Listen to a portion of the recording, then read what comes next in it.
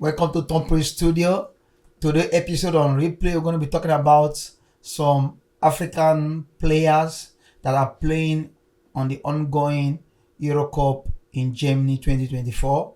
These African players, some of them were born here in Europe, and some of them were born in Africa, and they came to Europe when they are in their tender age, maybe the age of 3. Some of them age of 5. Some of them age of 11. Some of them even they were in their infant age when they came to Europe. So we're going to be talking about these players. They are now on the squad of the Euro 2024 in various countries in this ongoing Euro 2024. So with me here on studio, I have, of course, Mr. Mike, the sport guru.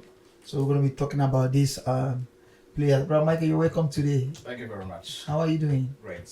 Good to see you. So you are smiling. I think you are ready for us to give our viewers and our fans, some in-depth about these African players that are playing in the ongoing Euro 2024 in Germany.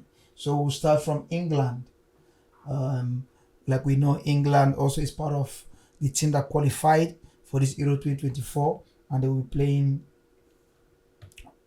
their first game, next week. So we have some players here. Can you please throw light on those players that plays, in England national team that has African roots?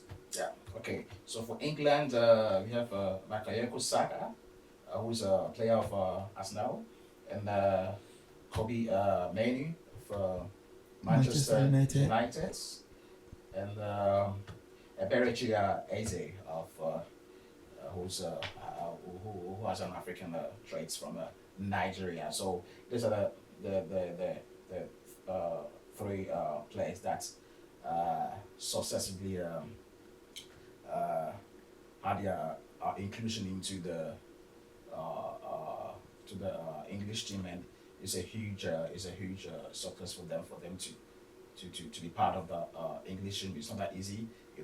We have several players in the English squad, but if you had opportunity for you to be called to the national team to play, then probably it's based on your performance. And the team also needs your expertise in your professionalism in football and your current form, and they know that you can beef up the squad and to be able to deliver. So I believe kudos to these guys for their inclusion to the English teams, and I believe all these players might make our first 11 squad that will play against Serbia for Bakayoko Osaka and Kobe Mainoo. I believe one of these players might have a first start, and I believe their inclusion would mean so much to the team for them to win. So that's for England with these three players that made it to the English team, and I'm so happy that these players are young and they are talented, and I believe they'll be able to do a lot for the English team. You mentioned Kobe Mainoo. I think that's a new kid on the block. Yeah. And he plays for Manchester United, and you could see his performance this season in club side. And I don't know if he was born in England, but for Bukayo Saka, I know he's from Nigerian roots. I am aware he was born in England. So what do you think made these players to choose the foreign country than their motherland, that where they come from? Like in this case, Kobe Mainoo and Bukayo Saka choose England instead of Ghana or Nigeria. For Bukayo Saka, for our viewers that is watching us, Bukayo Saka is from Nigeria, both parents. Kobe Mainoo is from Ghana. So what do you think led them to choose England instead of Africa, their motherland? I believe over the years, every player coming up would love to play for countryside, you understand. But for so one or two reasons and other influences or experiences, then they will now choose to play for the country of their birth, or where their family migrated to, or where they were born. You know, some might be parental influences. Some of them are also due to some of this this state of African football, the corruption and other unfortunate related experiences from former players that they have known, and the inconvenience that they have had over this several years would or might discourage these young talents not to play for their African country. So they would for sure fall in love with the country or where they are, where football is at its top states, and they are giving the opportunity without any string attached, you know, based on their talent and what they can actually deliver. I think these are some of the reasons why they will choose to play for or maybe switch or where their interests would actually lie. And for most of them that I know, I do agree why they play for you know this foreign countries countries where they are born, or maybe their parents migrated to, you know, and yeah, you can't blame them for these things. So I believe this might okay, you know, in some cases, you know, where in the country of their birth, or maybe their African team, you know, might want to convince them, but you know, the everything now boils to the player. You know, it will depend on the player if he really wants to or play for for his African side, or the foreign side where he was born, or maybe trained or whatsoever, or playing international football. So this has been a very interesting topic over the years, you know, for African players that plays, you know, choose foreign countries than their motherland. And there's a lot of been controversies and a lot of, you know, talks also what has been happening.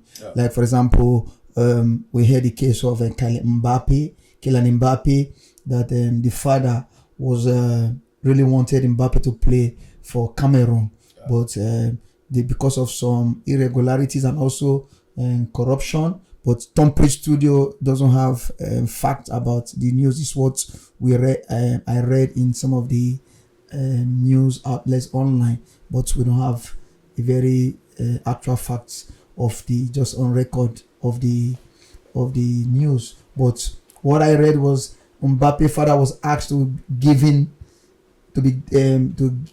given some money. He asked to the Cameroon, someone from the Cameroon Federation asked for some money from the father of Mbappe before he can be invited to come and represent Cameroon. And that was for him was like was a turn off, you know, for that. He said, no, I cannot do that. Then, you know, so, and also we had some cases that if these players goes back to represent their motherland, the treatment, for example, the logistic, sometimes you got to do with accommodation. Sometimes they put them in a hotel that is not up to standard to where they were coming from, or the transportation. You know, there have been some cases like that. Like I could remember one time Nigeria, because I was privileged also to know some national team players in Nigeria, and hearing from them, you know, it's appalling, you know. And sometimes they even owe them match bonuses. Sometimes, you know, the federation cannot even buy their tickets, you know, to come. Not that they cannot afford it themselves as a player, but it's just something that is part of the federation responsibility. You know, when a player is coming to represent his fatherland or motherland, so to say, the federation take responsibility of all of these costs, you see, is part of, FIFA rules also, because the players don't take this responsibility even though they can afford it. So those are the things also that they don't appreciate. Yeah. So it gives them like what is going on. So they choose to like, okay, I will represent the foreign country I'm coming from based on all of this. And thing. some also, the player might be willing, but there are also technicalities. The switch of documents and approval. There are From certain FIFA also. legalities that are also involved, and some might take some time or delay some of these processes if it's not started earlier on. Then that might also or delay or maybe reduce the interest of some of these players who would love to play for their motherland or the fatherland. So understand. So all these reasons come into play. Why now we find a whole a group of African talented players who are playing for their foreign or countries. So we will see in the future how this thing can be changed, or how we can make these young talented African players, come back home, feel comfortable. Yeah. And, we have a conducive system and policies that yes the African football federation in their respective countries would make, so that it will attract these players to come and represent play, yes, so that it will add more color to yeah. African football. I think the most important thing is first appreciation, appreciation, and also make them, provide a convenient and a conducive, environment and atmosphere when they come. I don't think they like I said before, I don't think they are asking too much. I don't think they in terms of monetary aspects, no, they just want, because they pay them well in their club side, and also they can receive more in the foreign countries. Exactly. So I think the little thing the federation in Africa can do is to give them a conducive atmosphere, when they come, and also appreciation. So those little things matters, because you cannot if someone is coming to represent his mother or fatherland, he should come with pride. He should come with the joy and love. Exactly. Because he has the privilege to play in the foreign country, but he choose. But when it comes, the treatment is so appalling, and also the federation also, like I said, some logistics are not there also. So when they come, imagine a player like, for example, Mikel Obi comes to Nigeria, for example, and you give him put him in a hotel that is not up to his standard where he's coming from. At least that's a turn off. Exactly. And apart from that one, you take him to a training pitch that is also not conducive. So you don't.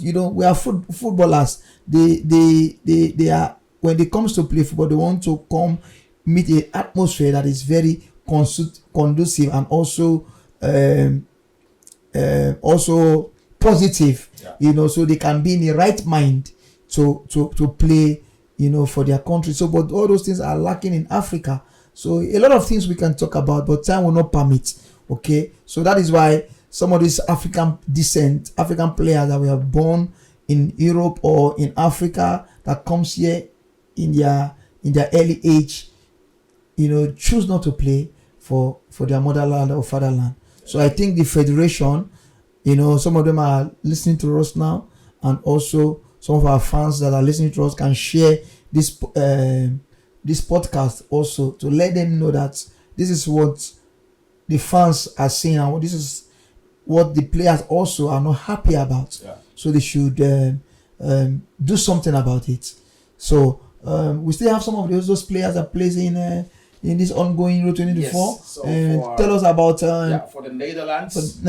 We have of course Memphis Depay, born to a Dutch mother and Ghanaian father. Very fantastic and wonderful player, and he's been doing so well over the club that he played. His recent club was Atletico Madrid. You know, his performances and his contributions were really great.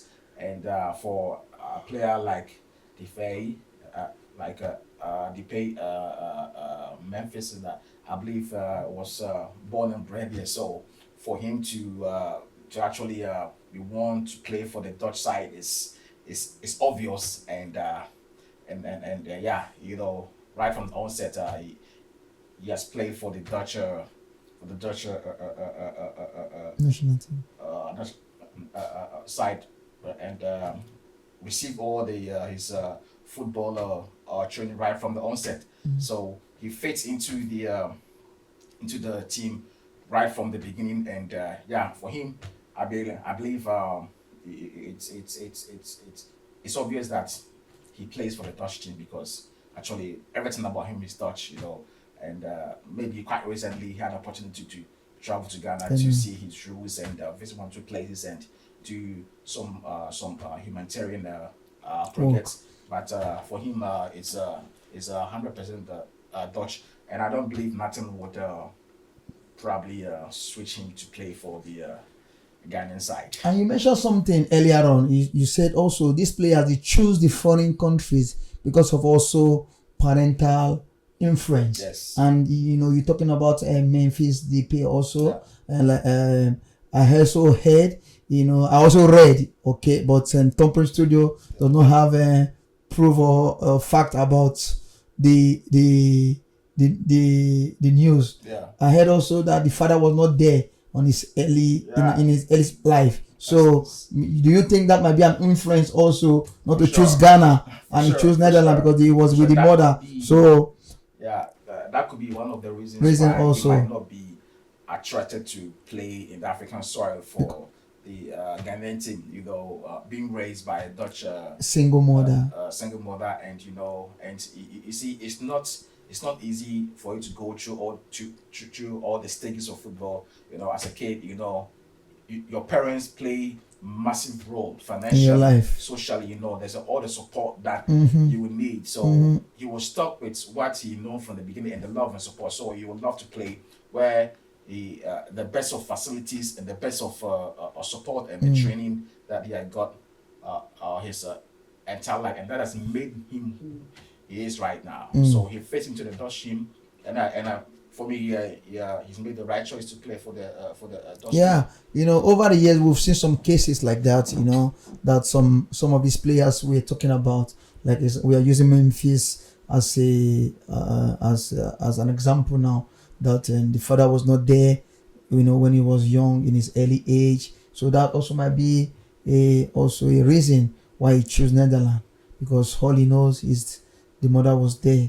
I think the mother probably might be taking him to training back and forth and all of that. Exactly. So he probably want to say, okay, then let me serve, you know, my motherland. Yeah. So that's also that can be a big influence. And if I'm in his shoes, I might probably do the same thing, because of course, like you said, everybody wants their parents to be in their life, especially while growing up. Yeah. So that's so not only him. We also have Brobby, Brian Brobby, as a striker, such a young, energetic player. You know, I think he was also born and bred here, and as both Ghanaian parents. So like I said, he's stuck in the system, being brought here, being born and bred here. You know, went through all the Dutch football education system. You know, they perfectly fit into the European style of football, and so many factors that we have deliberated on or elaborated would can influence their decision, led them to know, irrespective of the fact that they are African football management or federation might try to lure them, but you know, they have already fallen in love with the Dutch with the Dutch team and the system. And also the Dutch team also sees their performance and their influence in their clubs and and how well that they can do, and they have a place for them in the Dutch team, and they know what they can deliver. So some of these things are really a factor. A factor why they play. And also, we shouldn't forget that some of these players also, football is not a full-time career. There's a common moment you must, retire, age-wise, injury-wise, and also some of these things also play a factor, for some players that we have known over the years, because some of them, they can look, okay, I'm 25, I'm 22, I'm 30, I have the chance to represent, for example, Spain instead of Nigeria, and I'm 31, and Nigeria is calling me during the World Cup season when I'm 31 to come and represent. And for Spain, maybe I will not have the privilege. So what do I do? So in this case, I'm going to retire. I'm going to be retired in 3 to 4 years time. I want to have World Cup in my CV. Yeah. So some of them also make such decisions. And that also is a pride or the dream of every player to play in the World Cup. Exactly. So in cases where some of these players are never called into the national team of their foreign land, then if they have the opportunity, then they would also want to represent. Also want to. But for some, they are probably falling in love, and they are always being included in the squad. Also in the case of Jeremy Frimpong, who is also playing in the Dutch squad, who also did marvelously well in the just ended Bundesliga. Bundesliga. He played for the side of Bayer Leverkusen. You understand? So all these things are some of all these are players that we wish that probably they could have played for their motherland or fatherland. And Inaki William also is a perfect example. Inaki William has been in Spain all these years, in Atletico Bilbao to be precise, playing for the club side. But he has never had the opportunity to represent the Spanish national team. But Ghana called him, and he just concluded World Cup. So, and he's already 30 something, if I'm not mistaken. Like we said, every footballer wants to have World Cup. So he quickly switched to play for the Ghanaian national team. I wish all these players a fantastic time, and I believe they would do their best. Their performance would be well recognized, and we would love to watch them score more goals and also to do well in their national teams.